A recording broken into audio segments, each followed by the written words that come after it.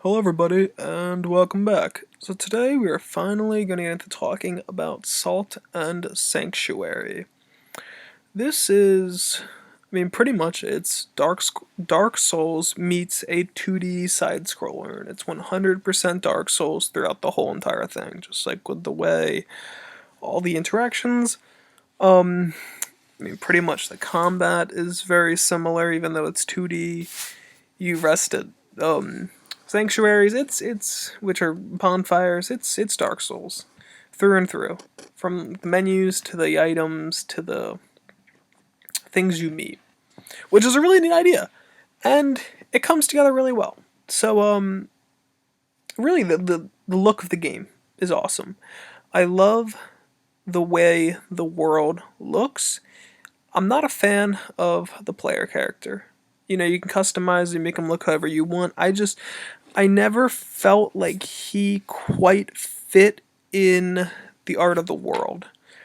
And I've been thinking this, like, pretty much from when I first started. I looked at him like, that looks kind of cartoony. And then you get dropped in the world, and it's just everything looks just not like you.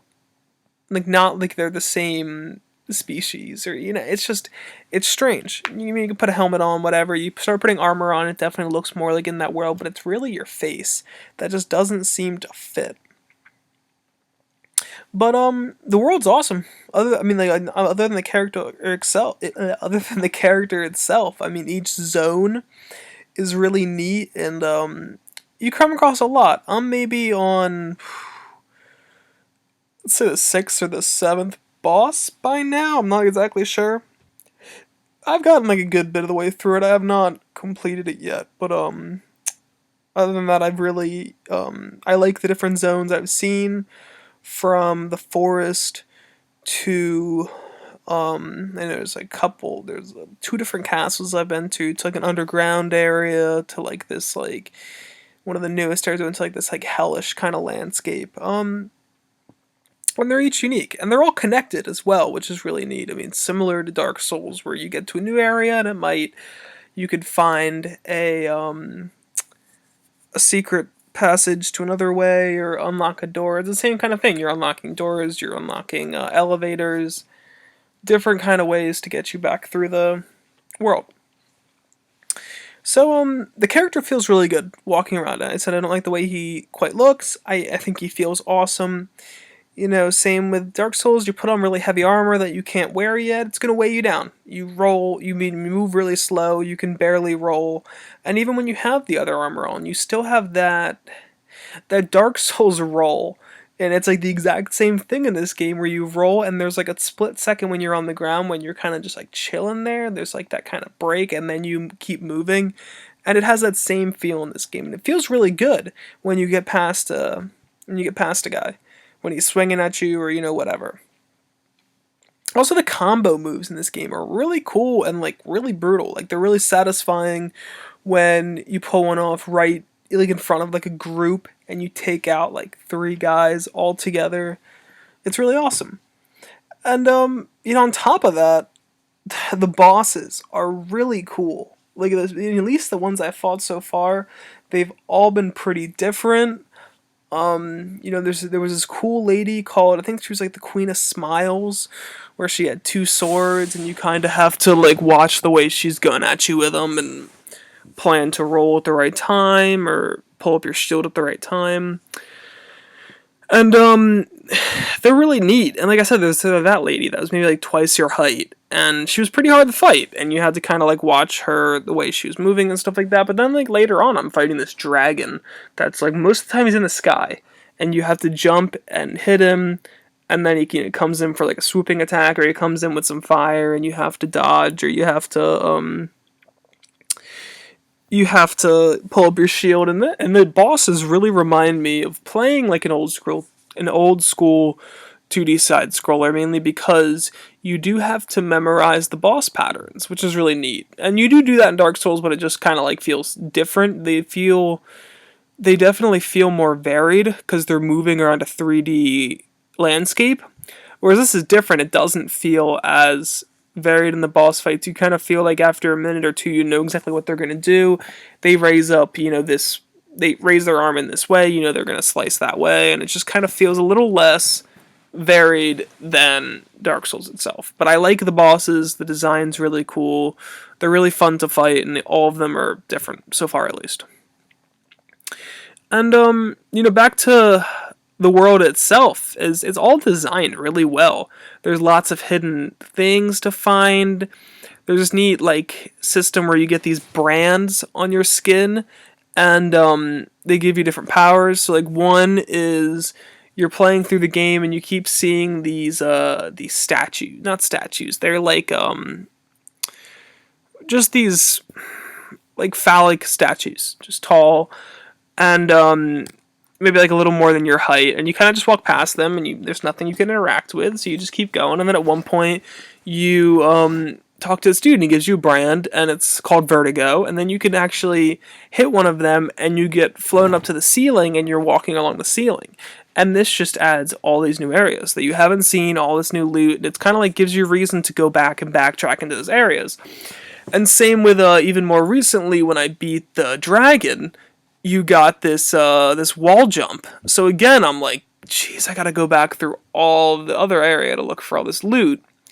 And I think if it keeps going and I have to continue to walk back to the beginning area, it's gonna feel like a grind. Like how it did with this double jump where I like really didn't even look back at the beginning area. But I think they really can keep adding these neat traversal mechanics that will just make you want to go back and look for more. Like I'm hoping that even though I kind of felt I felt a little like I have no need to go back because I'm happy with my items I have now, I'm hoping that they'll add something else neat. That there's one area that there's like this double jump I need, or double jump or dash like that. So I know that once I get that, I want to go back in different places. But some of it just feels like if you got to backtrack through the whole entire map every single time you unlock something, that's a little tedious. But if they start adding it maybe a little more quickly or in areas that you can use it more, I think that'll be done a little better. But there's just I really like that idea of having stuff you can go back towards. There's just it can feel a little tedious, but it is all very well connected. Maybe the reason it's feeling tedious now to me is because I haven't unlocked a shortcut, or I don't know where a shortcut is. It is a little bit like sometimes you don't really know where you're going, or it doesn't feel as connected, and then you remember, oh, this is over here. Like it is weird in that sense. Where in Dark Souls, I always have this map in my mind of like what the area looks like, which way I need to go. I kind of memorize it. This game just didn't really happen in that way. And it might be a little easier to open up a map and kind of go back through some areas and try to find some items that I never found.